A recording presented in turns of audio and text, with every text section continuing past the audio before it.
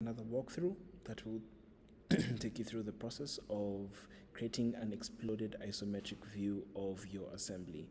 Now, it may be possible that your part is not a multi-body part, in which case you will follow a slightly different workflow, but eventually that workflow will lead you into having a multi-body part that you can then explode. So this will still be relevant.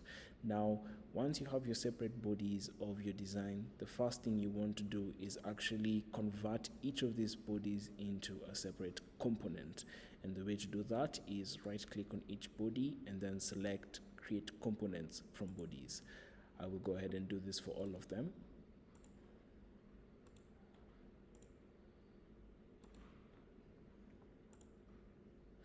And just as a point to note, the way I had the bodies named, bracket, pin, screw, and base, you could just select whatever item is here, even if it is a sketch, and click it again, and you're able to edit the name. That's just a neat trick that will help you navigate your design. It really becomes helpful once your design is really big. Now, moving forward, once your individual bodies are components, what you need to do now is hit save, and then move over to your animation tab. That is on the top left. You have your design tab, generative design. We're going to go ahead and move to our animation tab. In the animation tab is where you are presented with options that will enable you to actually explode the view. Now, you can auto explode, but usually doesn't do a good job at it, and so we'll just do a manual explosion.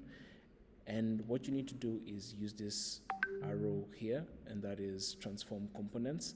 Basically, you can use the transform components command to select a particular body, such as my base, and then use the arrows to drag it down in order to create a manual explosion.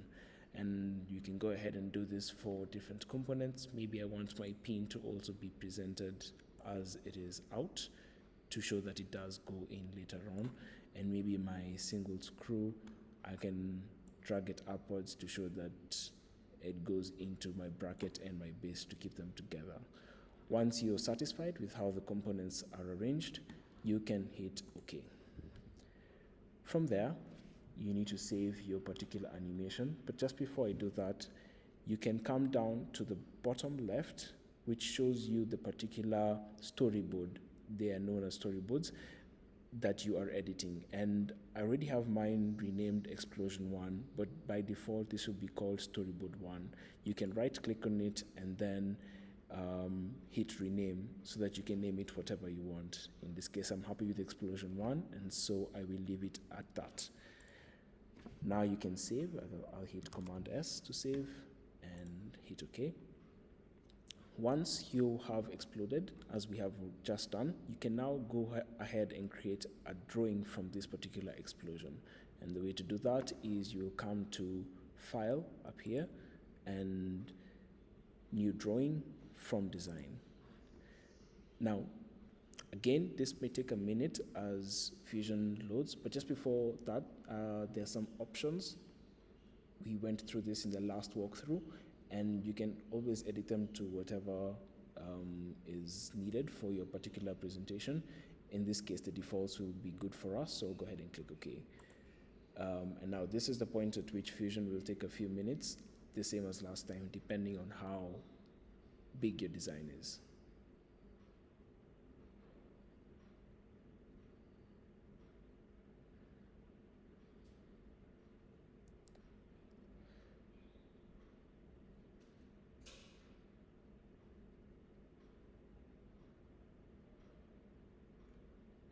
There we go. So now that the main part is loaded, again, I feel like it's a bit small, but that doesn't really matter right now because the base view still has it in its non-exploded state. So we'll go ahead and just click there so that we can place the base view as is, and then hit OK. Now what we're going to do is create another base view at the top left, because this base view is in its non-exploded state. Top left, we have our base view command. We can click on that, and we can now select which particular representation that we want, and the representation that we want is the one that has the explosion. Here I have my explosion 1. In your case it might be different depending on what you named it. So I'll click on explosion 1, and now it'll show me the exploded state of my assembly.